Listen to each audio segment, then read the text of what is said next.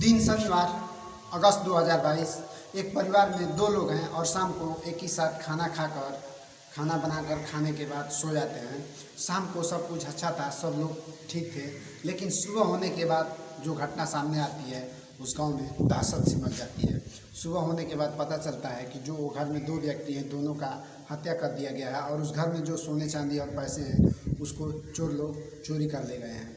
वो चोर कौन है, हत्या करने वाला कौन है, किसी को कुछ पता नहीं है। और उस घर में धीरे धीरे लोग, उस गांव के आस पड़ोस के रहने वाले लोग उस घर में इकट्ठा हो जाते हैं और धीरे धीरे लोगों की भीड़ जमा हो जाती है। जब लोगों की भीड़ जमा हो जाती है तो धीरे धीरे भीड़ में आए हुए लोग, कोई ना कोई एक आदमी पुलिस स्टेशन में फ़ोन करता है और पुलिस स्टेशन में जब फ़ोन करता है तो पुलिस आती है मौके पर और मौके पर आकर उस दोनों बॉडी को कब्जे में लेकर और पोस्टमार्टम के लिए भिजवा देती है। पोस्टमार्टम में बॉडी को भिजवाने के बाद पुलिस इस मामले की तहकीकात करती है और जांच पड़ताल करना शुरू करती है। जब इस मामले की पुलिस जांच पड़ताल करती है तो इस घटना के पीछे, इस मर्डर केस के पीछे एक ऐसा राज खुलता है, एक ऐसा रहस्य खुलता है कि उस गांव में जितने भी लोग हैं इस घटना के बारे में जानकर, खुलासा होने के बाद सुनकर सब लोग हैरान हो जाते हैं। नमस्कार दोस्तों, मैं सत्येंद्र निषाद आपको जिस सच्ची घटना के बारे में बता रहा हूँ, ये सच्ची घटना है भारत के राज्य उत्तर प्रदेश की। और उत्तर प्रदेश में एक ज़िला है मेरठ, और मेरठ ज़िला का जो थाना है मेरठ है, थाना मेरठ, और गांव का नाम है शास्त्री नगर। शास्त्री नगर की एक घटना है। घटना के कुछ समय पहले की बात मैं आपको बताता हूँ विस्तार से। साल 2018 में कौशल, जिनका उम्र आज बताया जा रहा है, कौशल नाम की जो महिला हैं उनका उम्र लगभग 60 वर्ष के आसपास है, और उनकी एक पोती है जिसका उम्र लगभग 10 साल है।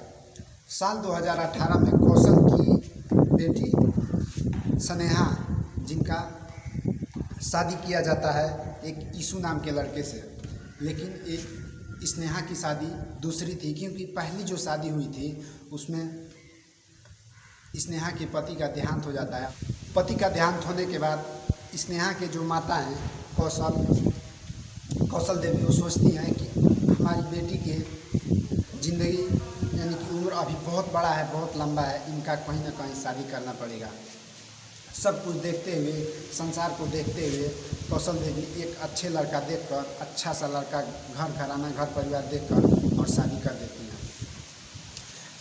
स्नेहा का जो पहला शादी हुआ था उसके पति के शरीर से एक लड़की है, धीरे धीरे बड़ी हो जाती है। और जब स्नेहा की दूसरी शादी होती है साल 2018 में ईशु नाम के लड़के से, तो तमन्ना को ईशु के माता पिता के घर पे रख दिया जाता है, यानी कि तमन्ना अपने नानी के घर पे रहती है और स्नेहा अपने पति के साथ शादी करने के बाद चली जाती है। ईशु के ससुराल वालों को सबको ये बात पता था कि ये स्नेहा का दूसरी शादी है, लेकिन ये कोई नहीं जानता था कि स्नेहा के शरीर से एक लड़की है, वो जो कि उसके माता पिता के पास है। ये राज स्नेहा अपने पति से और अपने सास ससुर से, अपने घर वालों से छुपाई थी। धीरे धीरे वक्त गुजरने लगता है। 2018 में शादी होती है, धीरे धीरे समय गुजरने लगता है। आ जाता है साल 2020। साल 2020 में किसी तरीके से ये भनक लग जाती है। स्नेहा का जो पति है इसी को पता चल जाता है कि हमारी पत्नी का दूसरी शादी है, और पहली शादी के दौरान इसका एक लड़की है।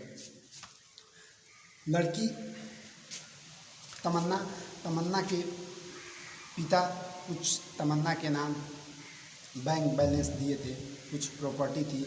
इधर जो स्नेहा के माता पिता हैं उनका कोई लड़का नहीं है, सिर्फ एक लड़की है स्नेहा। और स्नेहा का जो पहली शादी था उसके शादी के दौरान जो एक लड़की है, यानी कि उनकी जो नातिन है तमन्ना के नाम उसके नाना, इसी 2018 के बाद उनकी देहांत हो जाती है। और देहांत होती है तो जो तमन्ना के नाना नानी है, जो उनका घर है, वह तमन्ना के नाम कर देते हैं और कुछ रुपए पैसे भी उसके नाम से कर देते हैं। यह बात जब स्नेहा के पति ईशु को पता चलता है तो उसके नीयत में खोट आ जाती है और वह धीरे धीरे प्रॉपर्टी का मालिक बनना चाहता है। वह सोचता है, ईशु सोचता है कि हमारी जो सास है उनका उम्र आज लगभग 60 वर्ष हो गया है, और जो पहले मेरी पत्नी शादी की थी, पहले उसके मर्द के शरीर से जो इसकी पुत्री है तमन्ना, उसके नाम पे आधा से ज़्यादा प्रॉपर्टी हो गया है। तो हम दोनों को रास्ते से हटा देंगे, और हटाने के बाद जो जो भी संपत्ति है, जो भी जायदाद है, उसका मालिक हम हो जाएंगे और हम करोड़पति हो जाएंगे। धीरे धीरे यीशु अपनी सास को मारने का प्लान बनाता है और अपने सौतेली लड़की को, यानी कि जो पहले शादी हुआ था जो लड़की है तमन्ना, उसको भी मारने का प्लानिंग करने लगता है। उसके बाद से यीशु अपने दोस्तों के साथ रविवार को अपने सास से गेट खुलवाता है और रिंकू, दीपक और विशांत यीशु के साथ उस घर में घुस जाते हैं और घर में घुसने के बाद पहले लूट को अंजाम देते हैं। उस घर में तकरीबन 40 से 50 लाख रुपया कैश था, कुछ सोने चांदी थे, और लूटपाट करने के बाद अपने सास का हत्या कर देता है और जो लड़की है तमन्ना, दोनों का हत्या करने के बाद वहाँ से सब आरोपी फरार हो जाते हैं। उसके बाद सुबह होती है। सुबह होने के बाद शनिवार को ये घटना का अंजाम दिया जाता है और रविवार को सुबह जब ये पता चलता है कि इस घर में जो दो लोग हैं, आने वाली 12 साल की तमन्ना और कौशल, जिनका उम्र 60 साल के आसपास है, इन दोनों व्यक्तियों का खून कर दिया गया है। धीरे धीरे उस आस पड़ोस में रहने वाले लोग जितने भी हैं, इस घटना को सुनने के बाद दहशत मच जाती है और धीरे धीरे उस घर में आकर इकट्ठा हो जाते हैं। लोगों की भीड़ जम जाती है। जब लोगों की भीड़ जम जाती है तो धीरे धीरे लोग पुलिस स्टेशन में फ़ोन करते हैं और फ़ोन करने के बाद पुलिस जब आती है तो इस मामले की तहकीकात करना शुरू कर देती है। जब इस मामले की जांच पड़ताल होती है, मेरठ की पुलिस एक टीम को तैयार करती है और टीम को तैयार करने के बाद यीशु से पूछताछ करती है। जो कौशल देवी के दामाद हैं, प्रेजेंट टाइम में इस स्नेहा के पति को अरेस्ट कर, यानी कि हिरासत में लेकर पूछताछ करती है पुलिस। तो यीशु अपने बयान में बार बार उलट पलट और फेरबदल करता रहा। जब फेरबदल करने लगता है तो पुलिस का शक यीशु के ऊपर बढ़ने लगता है और जब पुलिस सख्ती से पूछताछ यीशु के साथ करती है, अपनी शक्ति दिखाती है, तो यीशु टूट जाता है और उस पुलिस स्टेशन में रोने लगता है और अपने सारे कारनामों का जड़ बताने लगता है। कहता है कि मैंने अपने दोस्तों के साथ शनिवार को अपने सास से मैंने खुद गेट खुलवाया और गेट खुलवा कर घर में घुस गया और घर में घुसने के बाद तकरीबन 40 से 50 लाख के आसपास कैश रुपए उस घर में थे। मुझे उस घर का एक एक मिनट का खबर मिलता था। उस पैसे को लूटा हम लोग और पैसे को लूटने के बाद कुछ जेवरात भी लूटे और लूटपाट करने के बाद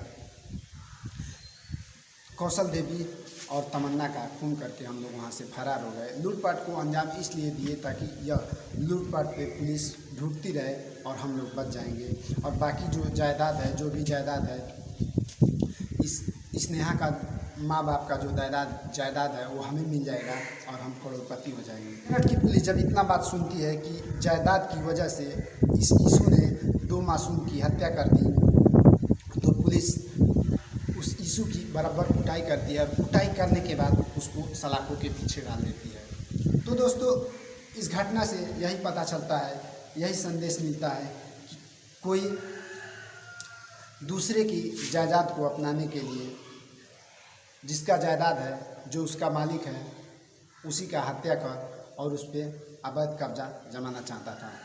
कौशल का जो दामाद है यीशु ने जिस घटना को अंजाम दिया है, इस घटना के बाद इस गांव में मातम सा फैल गया है और एक कौशल देवी जो कि अपने लड़की को, अपने भगवान जैसा दामाद को, अपनी लड़की को जिसने पाल पोस कर बड़ा किया, अपने लड़की को भी दी और वही दामाद अपने सास के धन दौलत के लिए लोभ में आकर और उनका हत्या कर दिया। लेकिन मेरठ की पुलिस इस मामले में ज़्यादा देर नहीं की और जो दूध का दूध, पानी का पानी कर दिया। खुलासा करने के बाद जब ये घटना सामने गांव वालों को पता चली तो गांव वाले भी इस स्नेहा और स्नेहा के पति पे थू थू करने लगे, क्योंकि ऐसे विकृत, ऐसे क्रूरता लोग, ऐसे निर्दयी लोग समाज में रहने के हकदार नहीं हैं। क्योंकि कुछ चंद दौलत के लिए किसी को जान से मारना और किसी को मौत के घाट उतारना ये कानूनन अपराध है। तो दोस्तों, मेरा यह वीडियो बनाने का उद्देश्य किसी के दिल पे ठेस पहुंचाने का नहीं, किसी को तकलीफ देने का नहीं। मेरा यह वीडियो बनाने का उद्देश्य है कि आप जहां भी रहें खुशहाल रहें, अपना और अपने परिवार का ख्याल रखें। मैं फिर मिलूंगा एक सच्ची और दिल दहला देने वाली घटना के साथ। तब तक के लिए मैं आपसे जुदा लेना चाहूँगा। जय हिंद।